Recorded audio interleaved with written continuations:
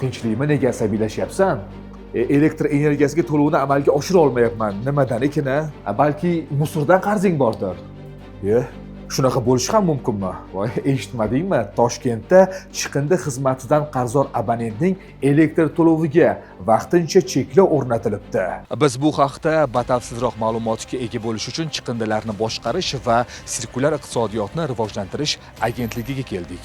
Joriy yilning 5-noyabrdan boshlab Toshkent shahari abonentlari uchun jami 25 mingta abonentga chiqindidan qarzdorligi mavjud bo'lganligi uchun ogohlantirishlar yuborildi. Ogohlantirishimizga qaramasdan 5 kun ichida to'lovni bartaraf etmagan 6 mingta abonentga elektr energiyasi to'lovi uchun vaqtincha cheklov o'rnatildi. Hozirgi kunda ijtimoiy tarmoqlarda ba'zi bir fuqarolar tomonidan noto'g'ri talqinlar olib borilmoqda. Abonentlarga qarzdorlik uchun to'g'ridan-to'g'ri elektrdan uzilmaydi, balkim ularga to'lovga cheklov o'rnatiladi. Mazkur tartib hozirgi kunda faqatgina Toshkent shahar uchun tatbiq etildi. 1-dekabrdan boshlab butun respublika bo'yicha qamrab olinadi.